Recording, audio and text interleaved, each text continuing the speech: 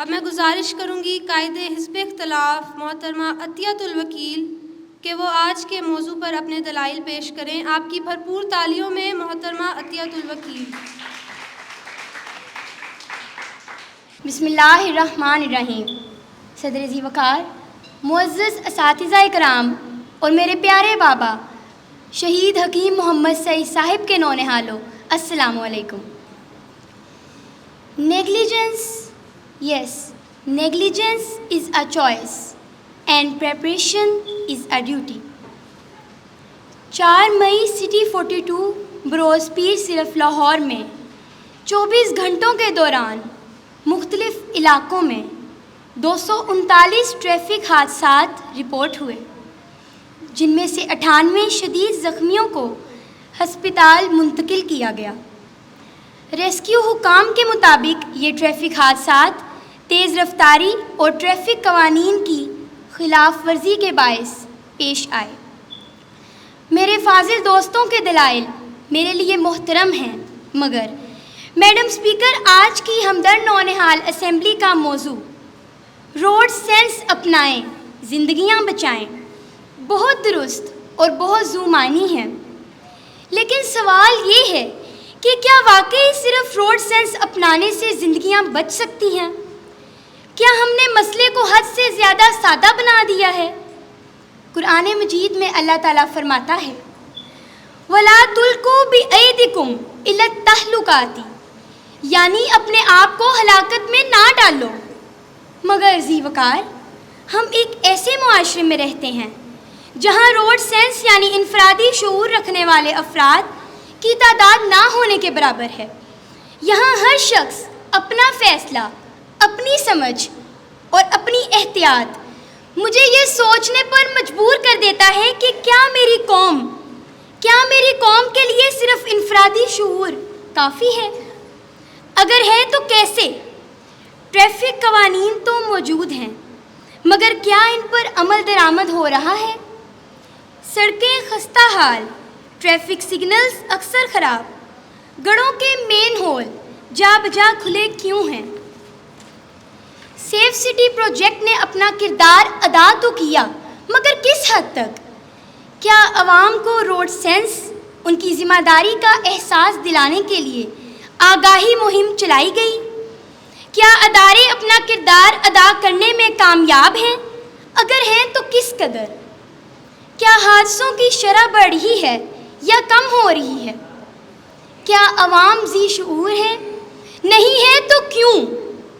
اور آج کے دور میں قانون کی گرفت بھی کسی قدر مضبوط ہے، مگر حادثات کا تسلسل رکنے کا نام کیوں نہیں لے رہا؟ تو ایسے میں اگر ہم صرف یہ کہیں کہ لوگ روڈ سینس اپنائیں تو کیا یہ مسئلے کا حل ہے یا صرف ذمہ داری عوام پر ڈالنے کا ایک آسان طریقہ؟ میڈم اسپیکر، روڈ سینس ایک اچھی چیز ہے، اس میں کوئی شک نہیں، لیکن مسئلہ یہ ہے کہ ہم ایک نظامی خرابی کو ایک انفرادی ذمہ داری میں بدل رہے ہیں۔ ذرا سوچئے، اگر ایک بچہ سڑک کراس کر رہا ہے اور اچانک ایک تیز رفتار گاڑی اسے ٹکر مار دیتی ہے تو کیا ہم یہ کہیں گے کہ بچے میں روڈ سینس نہیں تھا؟ یا ہم یہ سوال اٹھائیں گے کہ گاڑی اتنی تیز کیوں تھی؟ سپیڈ کنٹرول کہاں تھا؟ قانون نافذ کرنے والے کہاں تھے؟ جناب والا، یہاں اصل مسئلہ روڈ سینس نہیں بلکہ قانون پر عمل درآمد اور نظام کی ناکامی ہے۔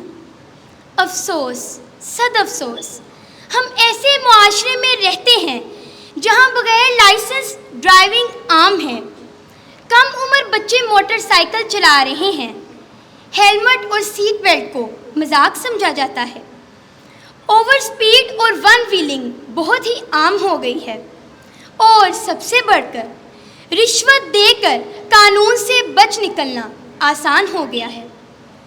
تو پھر ہم کیسے توقع کر سکتے ہیں کہ صرف روڈ سینس اپنانے سے سب ٹھیک ہو جائے گا؟ میڈم اسپیکر، اگر ایک شہر میں ٹریفک پولیس ہی موجود نہ ہو، اگر جرمانے ہی نہ ہوں، اگر نگرانی کا کوئی مؤثر نظام نہ ہو تو وہاں روڈ سینس ایک مشورہ تو ہو سکتا ہے مگر حفاظت کی ضمانت نہیں ہو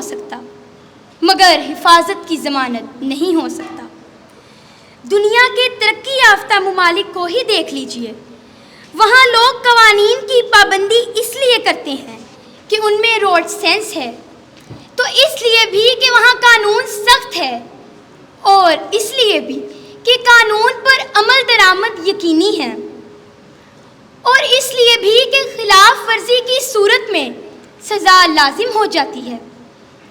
تو پھر مجھے کہنے دیجئے کہ اصل طاقت روڈ سینس نہیں بلکہ مضبوط نظام ہے۔ مجھے کہنے دیجئے کہ ہمیں سڑکوں کو محفوظ بنانا ہوگا۔ مجھے کہنے دیجئے کہ ٹریفک قوانین پر سختی سے عمل کروانا ہوگا۔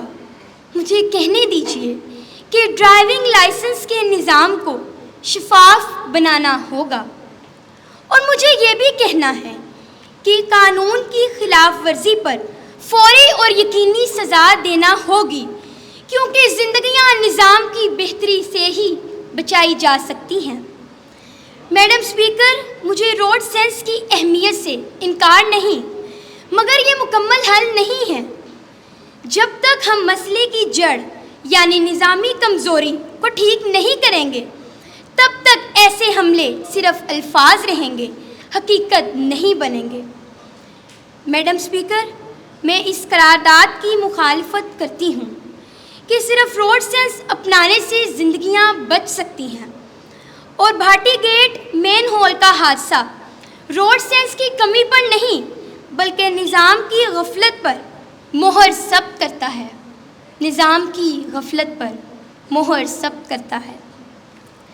اپنی غفلت کی یہی حالت اگر قائم رہی،